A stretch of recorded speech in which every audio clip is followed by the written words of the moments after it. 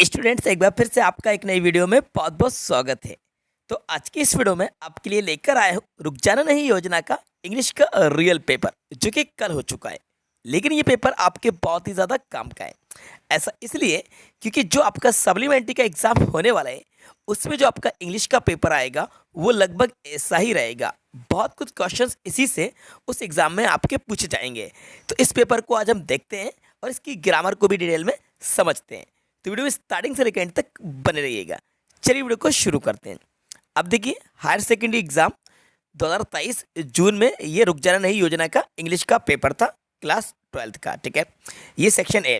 थोड़ा सा प्रिंट आपको क्लियर नहीं दिख रहा है, लेकिन आगे जो इसके पेजेस हैं, जो ग्रामर का पोर्शन है, वो आपको क्लियर दिखेगा, क्योंकि जैसा पेपर मेरे पास अरेंज हो पाया वैसा ही मैं आपके लिए लेकर आ गया हूँ। ठीक है, तो ये आपका पैसेज है।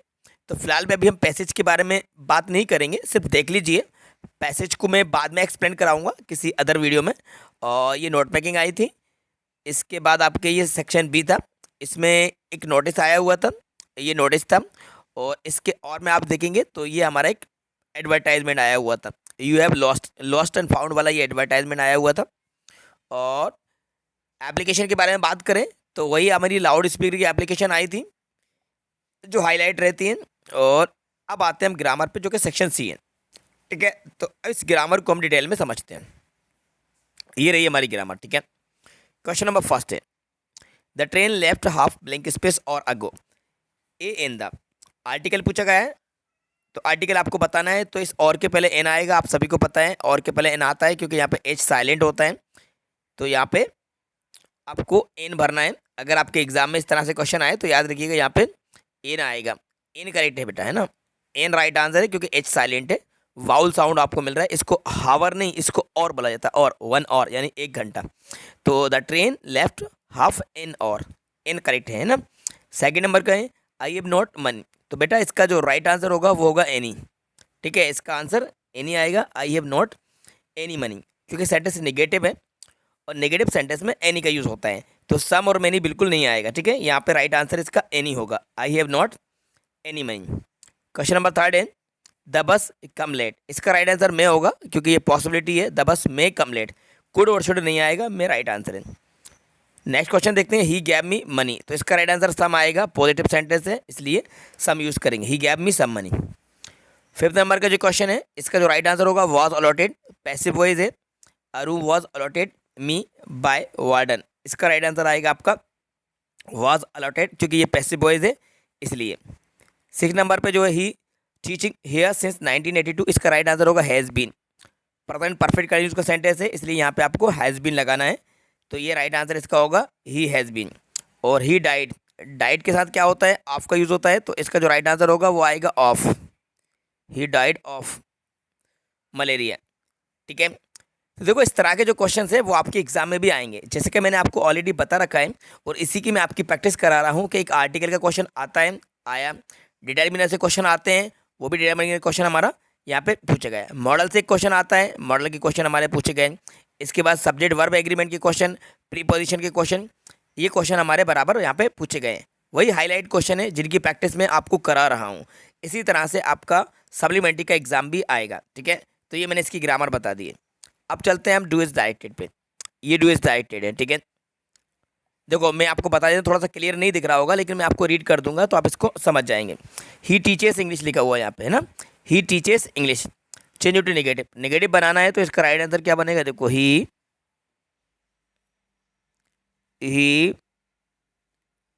Does not teach English. He does not teach English, ये इसका राइट आंसर होगा, क्योंकि ये प्रेजेंट इंडेफिनिट का है, तो आपको ही के बाद हेल्पिंग वर्ड डज का यूज़ करना है। ही डज नॉट टीच इंग्लिश, ये राइट आंसर है। नेक्स्ट है, द एप्पल इज़ टू सोर टू ईट। ये है, द एप्पल इज़ टू सोर टू ईट। करना क्या है, rewrite the sentence using so that. So that का यूज़ करना है, सो दैट का। तो यहाँ पे हम सो दैट का यूज़ करेंगे टू के प्लेस पर। तो कैसे करेंगे, देखो पहले आप लिखोगे द एप्पल इज, इस टू को हटाएंगे, फिर लगाएंगे यहाँ पे सो। द एप्पल इज सो, फिर आप लिखिए सोर, मतलब होता है खट्टा, ए सो यू आर सोर द एप्पल सो सोर, फिर आप लिखेंगे दैट दैट दैट, यहाँ पे द नहीं है, दिस है, थोड़ा सा देखने में क्लियर नहीं हो रहा तो ये दिस कर लेना ना, ये दिस कर लेना बेटा, है ना, क्योंकि यहाँ पे ये क्लियर नज़र नहीं आ रहा है, थोड़ा सा इसका जो पेपर मुझे मिला है वो क्लियर नहीं दिख रहा था, फिर भी मैंने सोचा कि ये वीडियो आपके लिए बना दी जाए क्योंकि हेल्पफुल रहेगी। दिस है ना, this Apple is so sour that it can not be eaten, ये इसका राइट आंसर होगा। ठीक है, दिस एप्पल इज सो, तो यहाँ पे आपको टू को हटाकर सो का यूज़ करना है, सो इसके बाद आपको दूसरा टू हटाकर दैट का यूज़ करना है। ठीक है, अब यहाँ पे आपको इट का यूज़ करना है, it can not be eaten, ये इसका राइट आंसर है। आगे बढ़ते हैं, फिर ये वाला लिखा हुआ है the boy is my cousin, the boy is wearing a pink shirt. ठीक है, मैं रीड करके बता दे रहा हूँ, the boy is my cousin, the boy is wearing a pink shirt. ये आपको combine the set is using relative clause, बेटा रिलेटिव क्लॉज का क्वेश्चन जरूर आता है यहाँ पे। देखो द बॉय वाला द बॉय है तो ये हु से कनेक्ट होगा, कैसे बनेगा देखो इसको, तो the boy,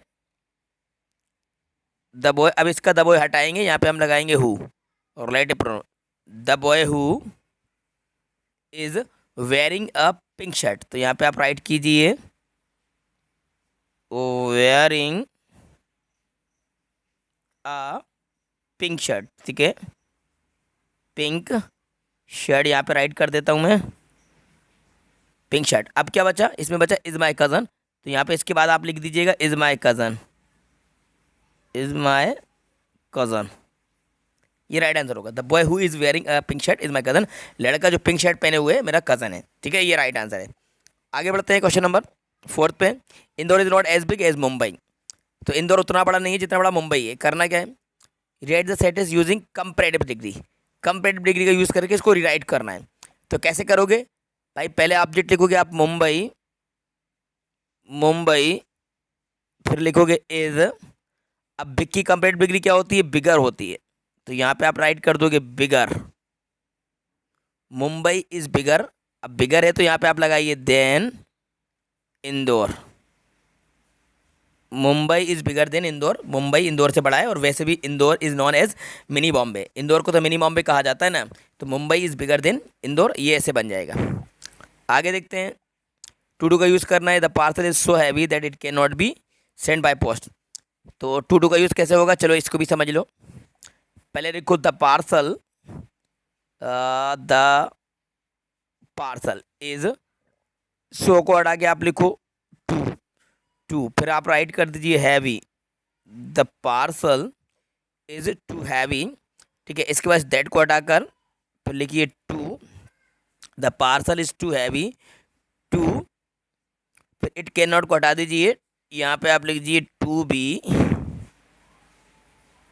send by post, ये ऐसा बनेगा, the parcel is too heavy to be send by post. ठीक है, अब देखते हैं नेक्स्ट वाला, if Ram does not act now he will loss everything, ये भी मैंने आपको कराया, अनलेस का यूज़ करना है तो इजीली आपसे बन जाएगा। कैसे बनेगा, चलो मैं आपको करके बता देता हूँ। इफ को हटाकर अनलेस लगाइए, तो आप लिखेंगे unless Ram, Ram does not act now की जगह पे आएगा एक्ट्स नाउ, फिर कॉमा लगा के बाद वाले को क्या लिखोगे, अनलेस राम एक्ट्स नाउ, मतलब कि राम यदि एक्ट नहीं करता है, ही विल लॉस एवरीथिंग आ जाएगा, तो इसमें चेंज नहीं करना है, बाद वाले में ही विल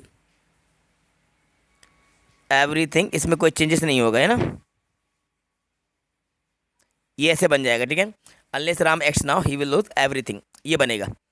लास्ट वाला देख लीजिए, I call him loudly he gave me know answer, तो इसको बीच में आपको बट लगा देना है। ठीक है, I call him loudly but he gave me know answer, मैंने उसे ज़ोर से पुकारा बट उसने कोई आंसर नहीं दिया, फुल स्टॉप को हटा के दोनों के बीच में आपको बट का यूज़ करना है। ठीक है, I call him loudly but he gave me know answer, sorry.